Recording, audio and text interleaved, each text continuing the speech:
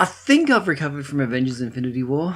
I think I have too. No, it's too soon. Damn it. No. We won't say any more about it. we did see it last weekend, and I will say no more. Feels. Say no more. Yeah, that'd be good. Nudge, nudge, wink, wink. Say no more. Hey, governor. Yeah. How you going? I know. How's your father? I nod as good as a wink to a blind bat, don't you know? Monty Python? Yeah, Monty Python. Monty Python. As you do. Where else can you get someone in a podcast form who goes from Avengers to Monty Python in the space of 30 seconds? I mean, really. Yeah, that's the sort of value we bring you. We're very gifted like that. Yeah, on a history podcast, no less. Not sure if gifted is the right word, but I'm running with that. Yeah, we'll run with whatever we can, really. Yes. Okay, hello everyone. Hello. So, shall we do this thing? We shall do this thing. Woohoo! What the... History. Hello and welcome to the What the History podcast, your fortnightly bits of bizarre history that can make even you say what the history. I am Trevor Holland, and I am joined by... Suzie Holland. And we have got some awesome stuff for you this time around. So, Suzie, will you please take it from here? I will. And I'd firstly like to say hi, everyone, again, and I hope you're feeling very well today. Lovely. Isn't it? Yes, because we love you, all of you. Mwah. But firstly, and next... It's a public holiday in Queensland. You can tell. Okay, but without further ado, that's the right one? That's fine. Okay, I've got an interesting tale for you. Tales of the boogeyman have been around for many years to caution or frighten people, usually children, into being good and to follow the rules. Other countries have the Der Schwarzmann from Germany, Hombre de Saco from Spain, the Jersey Devil from the USA, and don't forget the Brothers Grimm Book of Stories, some which had a cautionary tale of not straying off the good path. And then you have the boogeyman from merry old England, the well-named Spring Heel Jack. Spring Heel Jack terrorised parts of England for over 60 years and was firstly just a rumour when in 1837 people crossing over Barnes Common in southwest London saw a figure jumping through the air at great speed and across their path.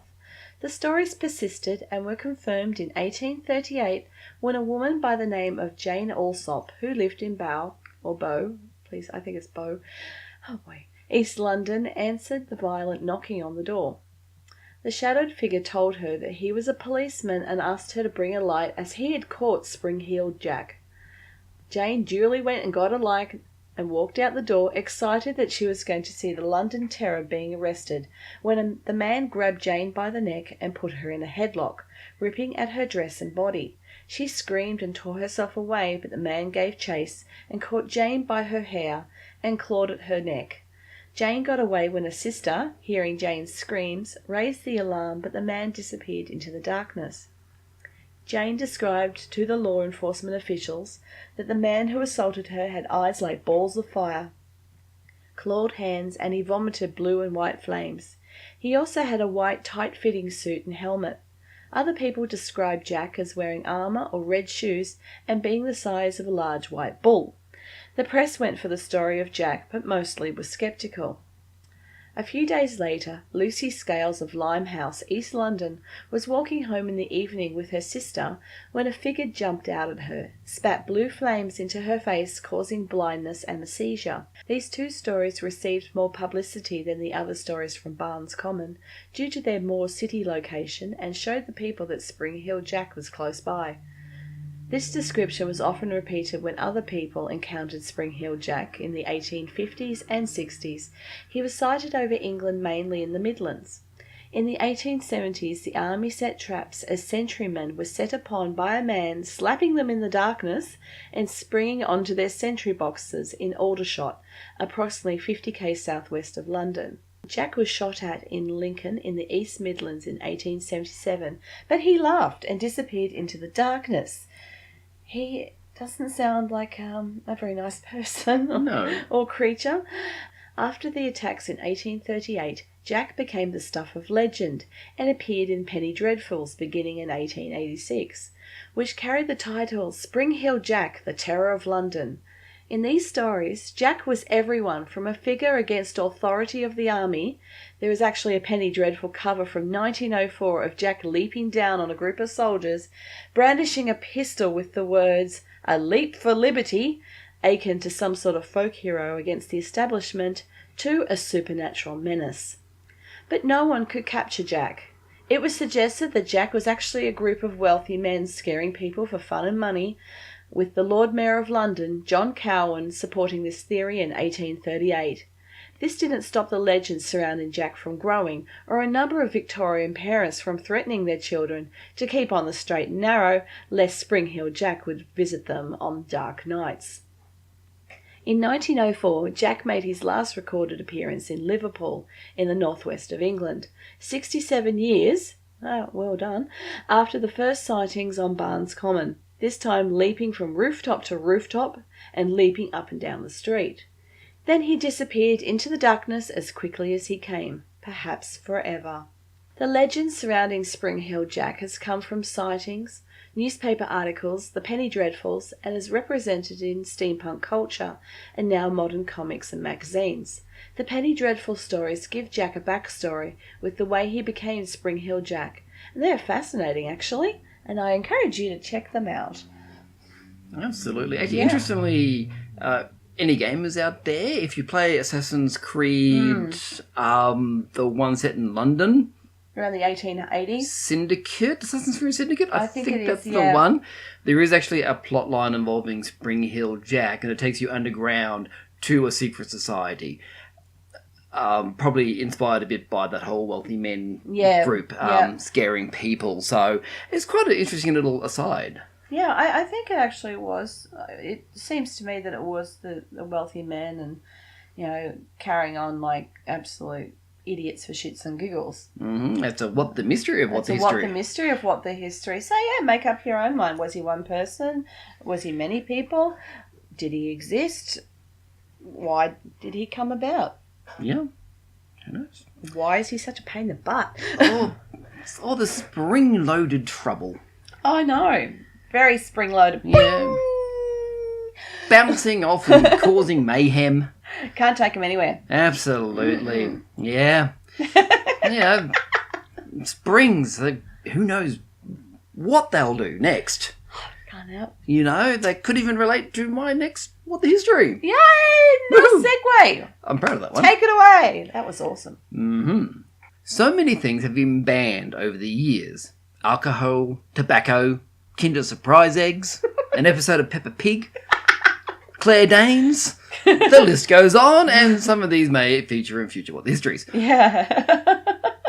Most people are particularly aware of the era of prohibition in the USA, where alcohol was banned for 13 years.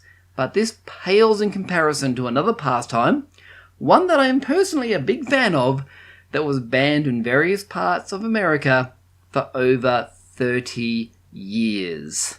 Now, I know you're all wondering what this hedonistic hobby of mine can be. What perilous pastime do I particularly enjoy? What evil entertainment... Okay, you get the idea. I enjoy... pinball. Oh! Yep. Shocked. Gasp. Mm-hmm. In fact, if you look at the Rufus YouTube channel, I play some online. You can look at that later. I'll plug it later. Okay. Yes, 1 credit challenge. Yes. And yes, pinball.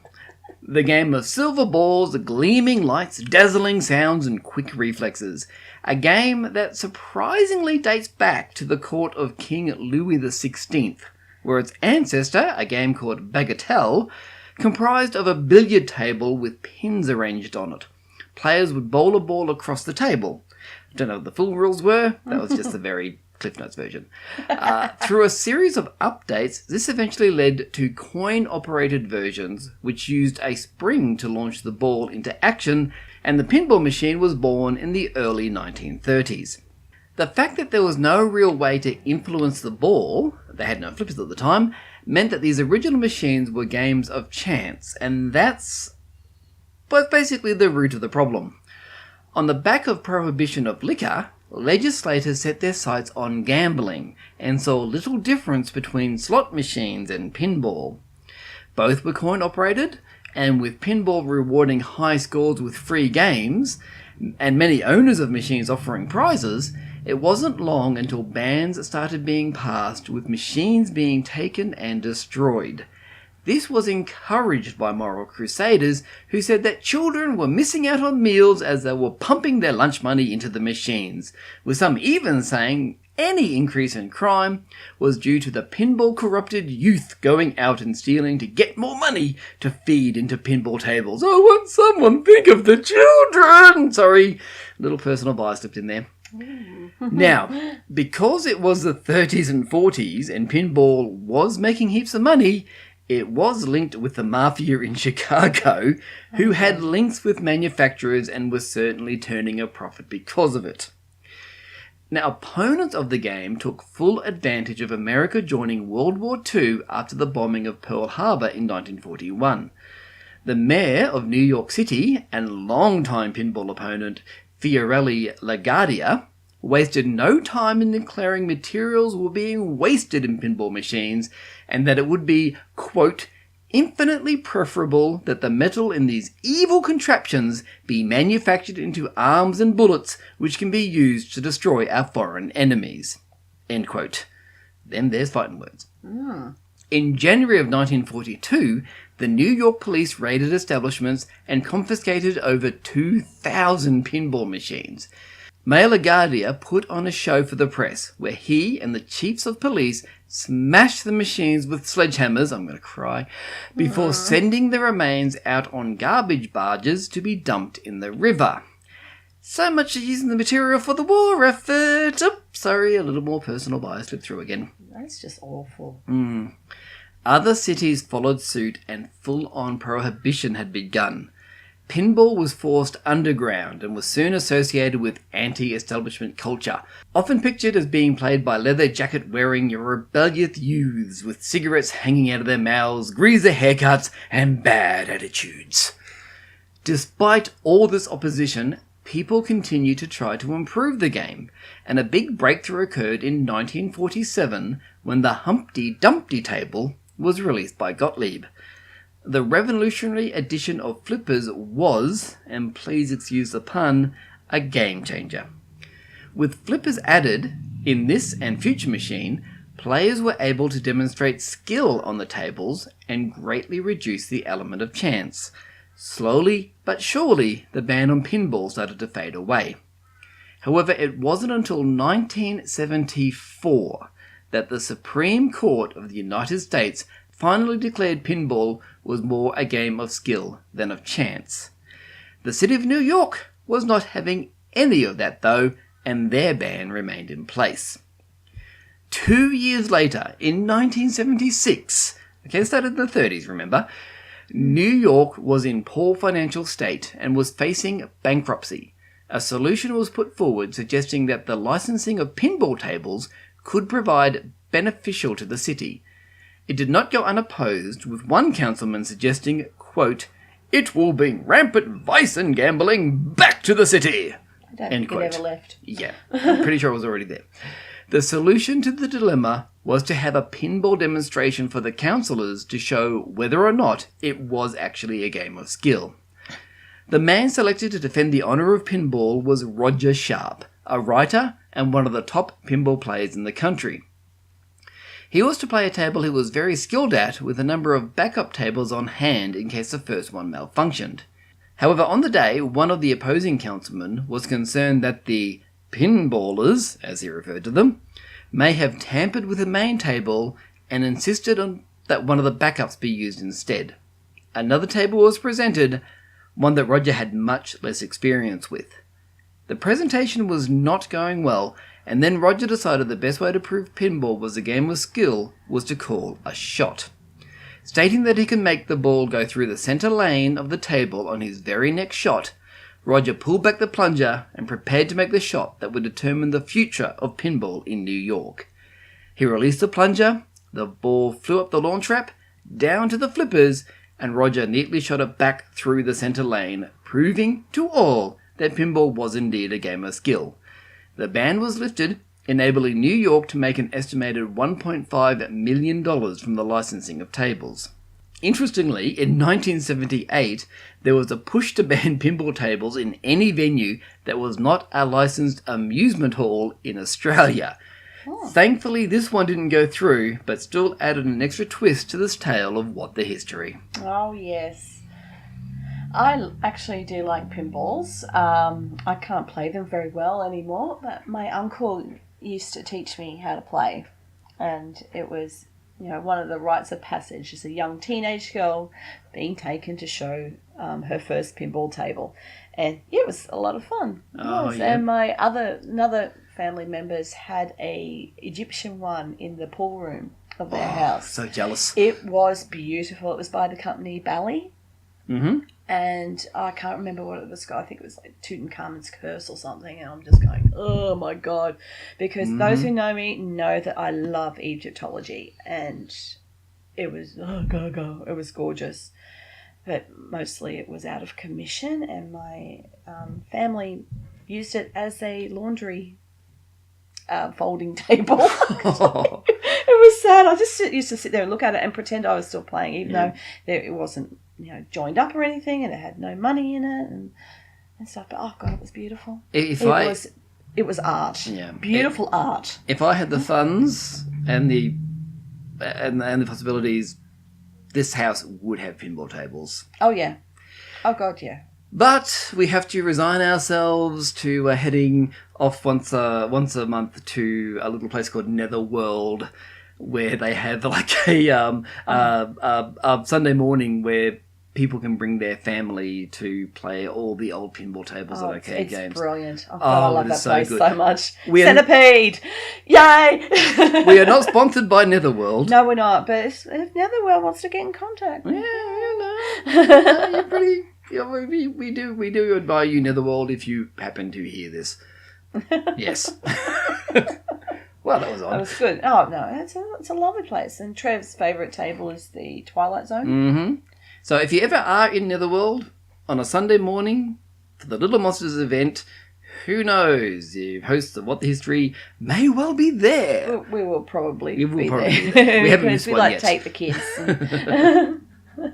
I'm happy to say that our youngest does quite like the pinball tables too. So yeah, it's so beautiful to see. Yeah, I want to play pinball now. Oh, me too. I want to get back, find that Tutankhamun's Curse one. I'll have to see if I can find a digital version. Oh, it was just beautiful. I think it was called that. I'm not 100% sure, but the artwork was just... I'll go see what table. It was stunning. It was a 1970s, early 80s pinball. I'll see if it's available through the old pinball arcade. Yeah, I'll tell you which one it is, and I'll know for sure then. And we're not sponsored by Pinball Arcade either. But still, if you like pinball, check that thing out. Oh my God. Oh, it's gorgeous. I'm just geeking out of a pinball now. Let's get back on task, and we hope you have enjoyed this spring-loaded episode of What the History. Now, if you do want to know more about what we've discussed, all our references are down in the links below. If you're on YouTube, there'll be a link to the podcast page, which will have all the links. And interestingly, I've actually included the news story from 1978 about the proposed pinball ban. Oh my God, the fashions, but oh my God, the pinball tables. Oh. Art. Pure art. Now, if you do want to get in touch with us, you can do that easily. You can head to our homepage, wthpod.rufusproject.com, where you can leave comments below this very episode. You can find us on Facebook. Look for the What the History podcast page there. We're on Twitter at pod_what. We're on the Twitter. You can use I use the internet. Yep. On the line. You can use the hashtag WTHpod as well. Or you can send us an email to wthpod@rufusproject.com. We would love to hear from you. And look, if you want to contribute funds towards us getting a pinball table, we wouldn't say no to that either. Why not be totally shameless? Oh, gosh, you're shocking. So, on that shameless note, we hope you have... I'm shaking my head at you. Oh, my God. We hope you have enjoyed this episode, and we will be back in a couple of weeks' time with 2 more fantastic tales from history to make you say, what the history. Good night, everyone. Farewell.